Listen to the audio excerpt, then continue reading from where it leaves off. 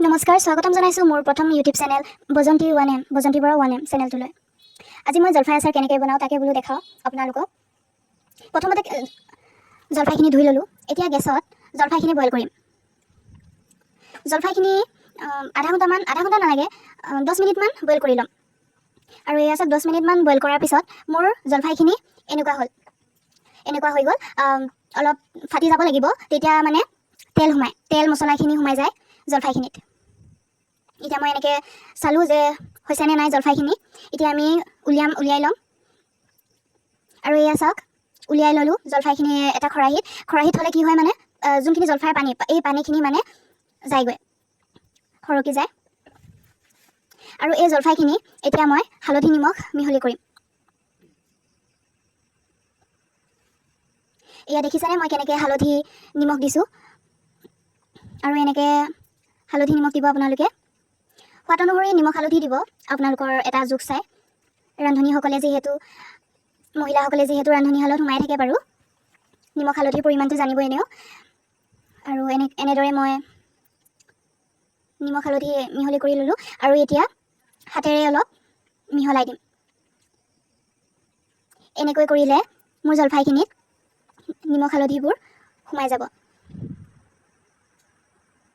আৰু এইটো কোনো ধৰণৰ মানে মই কেনেদৰে বনাওঁ আপোনালোকক দেখাইছোঁ। বহুত ধৰণৰ পদ্ধতিৰে বনাব পাৰে জলফাই আচাৰ। মইনো কেনেকৈ বনালোঁ সহজ পদ্ধতিৰে চাওঁ আহক।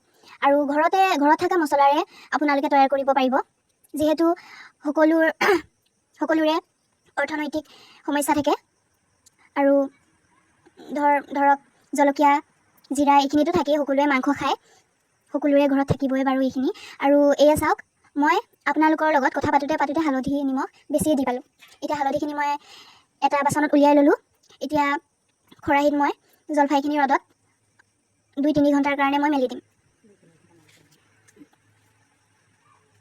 2-3 ঘণ্টা নহ'লেও যদি চোকা ৰ'দ থাকে সেই ৰ'দত মানে এঘণ্টা, খুব বেছি এঘণ্টা ৰাখিব আপোনালোকে।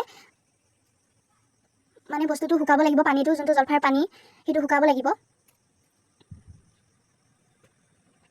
আৰু এনেদৰে শুকাই লৈ ৰ'দত দি আহি মই দেখিলোঁ যে আমাৰ নাৰ্জী ফুল কেইজোপা চাওকচোন। এতিয়া ঠাণ্ডা বতৰ যিহেতু নাৰ্জী ফুল ফুলাৰ বতৰ। ইমান ধুনীয়াকৈ লাগি আছে চাওকচোন, ফুলি আছে। আৰু এতিয়া মই যিহেতু মই খৰাহিত জলফাইখিনি থৈছিলোঁ, খৰাহিত ভালকৈ পানীটো শুকাবলৈ টান হৈছে, সেয়েহে মই চালনী এখনত লৈ লৈছোঁ। চালনী এখনত এতিয়া মই ভালদৰে বহলাই লৈ মই এতিয়া ৰ'দত দি দিম।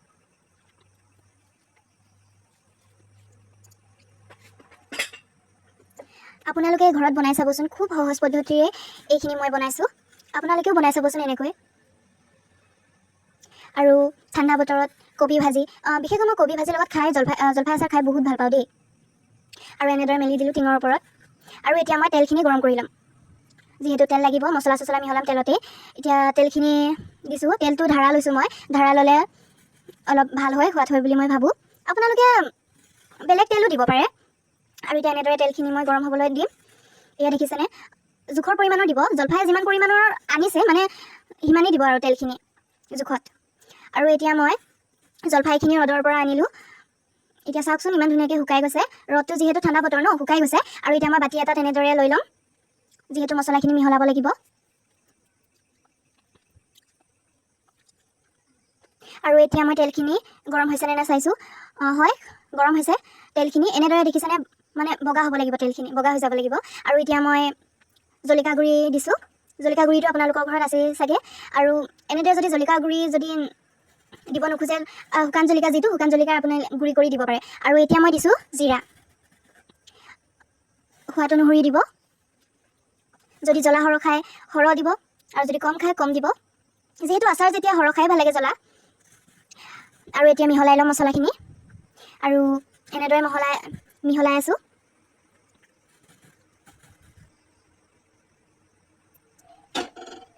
এতিয়া মই আচাৰখিনি তেল দি ল'ম। তেলখিনি কেনেদৰে দিছোঁ দেখিছেনে।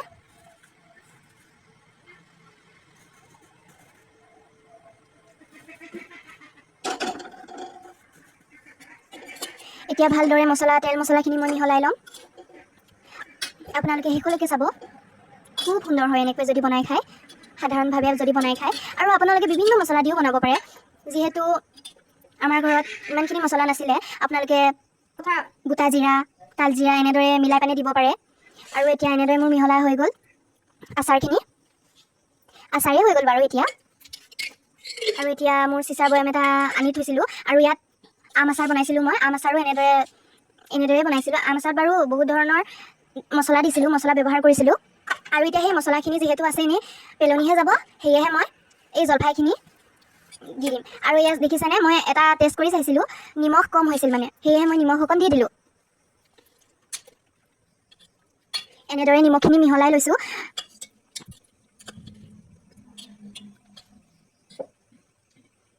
এয়া দেখিছেনে মিহলাই হৈ গ'ল।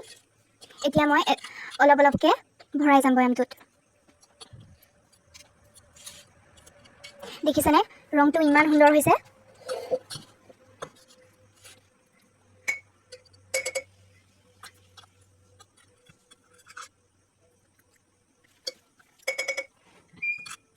আপোনালোকে বেলেগ খালী বৈয়ামত ভৰালেও হ'ব, যিহেতু মোৰ বৈয়াম আছিলে, যিহেতু আচাৰখিনিও শেষ হ'ব ধৰিছে আম আচাৰখিনি, সেয়েহে মই তাতে দি দিছোঁ সেইখিনি আচাৰখিনি। আপোনালোকে বেলেগ বৈয়ামত ভৰালেও হ'ব। আৰু যদি পুৰণা আচাৰ আছে তাত মছলাবোৰ থাকেতো যিহেতু, সেই মছলাখিনি দি দিব পাৰিব আপোনালোকে। এয়া মোৰ এনেকৈ ভৰাই শেষেই হৈছে আৰু শেষত মই বাতিটোত লাগি থকা মছলাখিনি দি দিম তাত।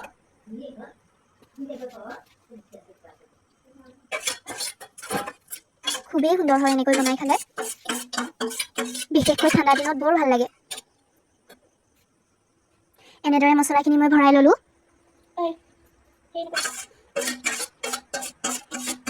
দেখিছেনে মই যিহেতু জলকীয়া গুড়ি অলপ বেছিকৈ দিছিলোঁ, সেয়েহে কালাৰটো কেনেকৈ হৈছে দেখিছেনে, খুব সুন্দৰ হৈছে।